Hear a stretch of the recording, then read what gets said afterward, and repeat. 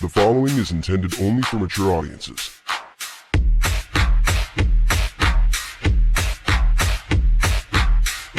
Open your ears and lube up your butthole. It's time for the What Do We Call It podcast.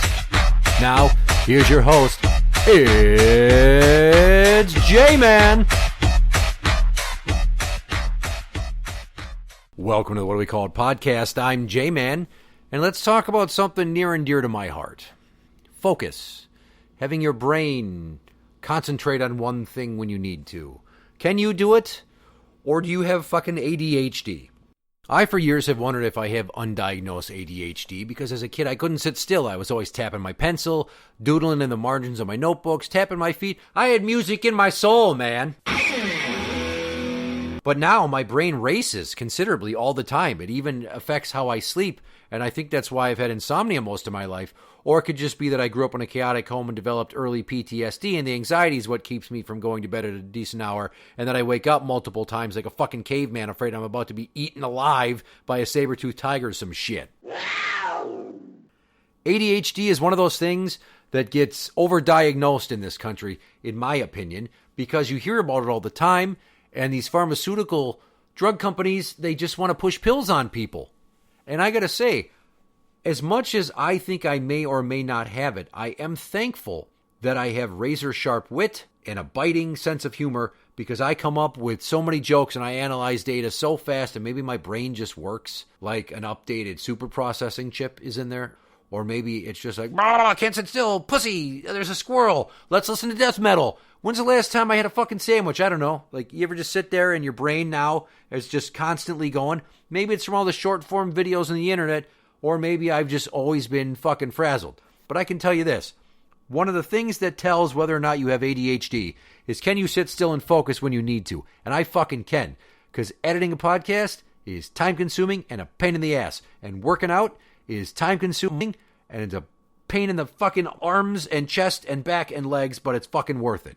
And playing with G.I. Joes when you're a kid and Teenage Mutant Ninja Turtles takes a lot of imagination, but focus to do it for so long. And if you've never fucking played Jak and Daxter or Donkey Kong Country or any other platform game that requires you to find all this stuff to get a percentage of completion, I did it a bunch of times, but if you've never done it, it's time consuming and it takes focus.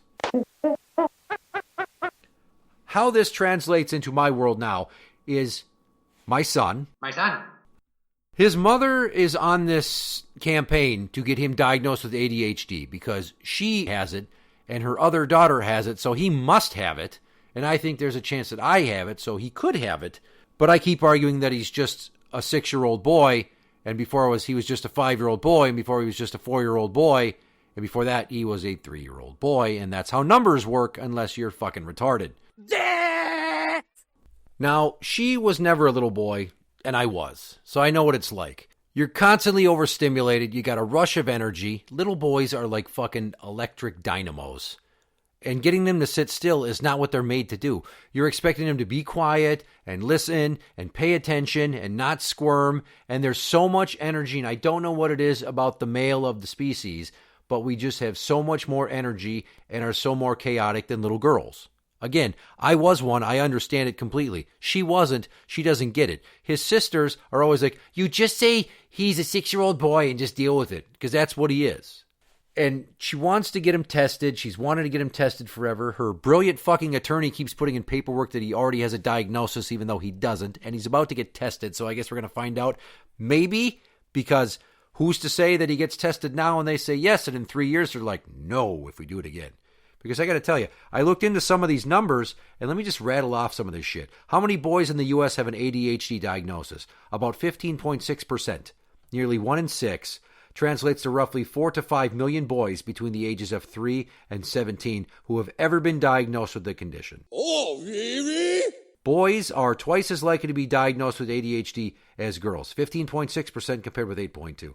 And the national numbers, out of the estimated 7 million U.S. kids and teens who have been diagnosed with ADHD, boys make up the vast majority. Okay, so the numbers game is playing against my theory that he's just a boy. Let's look at this next Google search. How many boys with ADHD in the U.S. are on meds? Oh, well, it turns out approximately 3.5 million children take ADHD medication in the U.S. Boys are diagnosed and medicated for ADHD at roughly twice the rate as girls, meaning the majority, an estimated 2 to 2.5 million boys, are currently prescribed stimulants or other ADHD medications. You know, stimulants, the things that make you sit still but also grind your fucking teeth and react to everything like a fly trapped in a jar.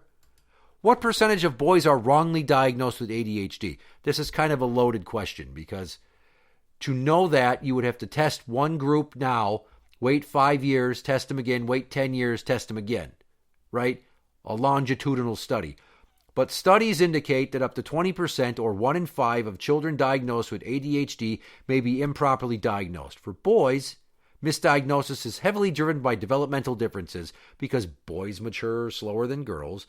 Additionally, boys that are born in the later months of the school year, as in the youngest, are up to 30% more likely to be diagnosed than their older peers. You know who was one of the youngest in his grade? Me. You know who's one of the youngest in his grade? My son. Yeah, that's right. We both have early August birthdays. We both went to kindergarten 3 weeks after we fucking turned 5. How about that shit? So it's just like, is he a young boy with ADHD or is he just hyper? I don't know. Well, I'm betting that he's just hyper because I was hyper and I know lots of friends that have sons and they're all fucking hyper and I don't hear any of them going, boy, his mom's really concerned that he has ADHD. I don't know why getting this diagnosis is so goddamn important because he excels at school and he does awesome. He's short-tempered with peers that he feels treat him wrong, or he flips out if he feels people have too much control over his life, which seem like concepts that are well beyond the age of 6, almost 7 here. Having that level of cognizance to know, I don't like it when women tell me what to do. Well, most people fucking don't, dude. So join the club. You bitch! When you're that age, you don't know how to express your frustration. You may lash out. That's one of the indicators of ADHD. Impulse control. I've had that shit all my life. Sometimes I just say the wrong thing, thinking it's going to get a laugh, and I don't stop and go, maybe you shouldn't make that joke about your 7th grade gym teacher previously being a man. Fucking light years ahead of my time. I was making Transformer jokes when I was only like 13. How fucking awesome was that? That was 30 goddamn years ago. So another criteria is emotional control. And when you're 6 or 5 or 4 or 3, again, numbers, math, you don't necessarily know how to control your emotions or even put into words what you're feeling. So you might lash out, you might throw something, you might break something, you might yell, you might swear, I don't even fucking know. You might hit people. I did that a lot as a kid, and then I grew out of it. So with many of these boys, you might think they have ADHD. They might present that, but maybe they've just not figured out how to regulate themselves. And this goes back to the medication, because I think she wants to get him on medication, which she's already got him on one against my wishes and behind my back. And he doesn't like it, and he doesn't want to take it, and he doesn't get it consistently. It's to keep him calm so he can overcome his, quote, mood swings. And I'm just thinking to myself, you're not trying to cure him, you're trying to fucking control him. And trying to control a little boy is like trying to lasso the fucking wind. They are feral cats in human form. They are so unpredictable. And it's really unfair to think that if you just jam some fucking capsulized amphetamine salts down their gullet or Adderall, that that's going to be the cure. Because how do you know they're not going to be miserable and tweaked out of their mind? You don't. And you shouldn't be doing that shit anyway. Because what boys need more than pharmaceutical intervention would be therapeutic support. Or a strong father figure in their life. Yes, that's right. This is a very self-serving episode, and I know she's going to listen, and she's going to bitch to her attorney, but I care about this kid more than anybody could ever know, or I could even put into words. He is a spitting image of me personality-wise. He looks more like his mom. That's fine. I already got one kid that looks like me. It's the oldest, and unfortunate for her, she's a girl. Aw, bitch. But back to my point, trying to control them is really not fair. It's almost like you're not trying to help the child as much as you're trying to make your life easier as a parent. And if a little boy has a strong male authority figure in his life, he will eventually learn, if he's got a responsible dad or father figure, what have you, stepdad, mom's boyfriend, whoever it is. If they're teaching him right, he'll learn to regulate emotions. He'll figure it out on his own. He doesn't need you to pop him full of pills and then just hope for the best. He's not a fucking wild horse that you need to break so that You can walk him around the corral and show him for people. He's a human being, and if he says, I don't want to take the pills, listen, I know he's 6, and kids shouldn't have full autonomy. We don't let them vote or drink or shoot guns most of the time if you're a responsible parent, or go to war and shit like that. But at the same time, you need to listen to him. If you're big on autonomy for your kids, and she is, listen to him. He makes statements that freak you out and you worry about his mental health. But what he's really doing is saying he's sick of being controlled. How do I know? Because the last time he took a trip to the hospital to get checked out for, quote, behavioral issues, he's back in my house playing Legos, perfectly honed in, focusing like nobody's business. He's not jittery.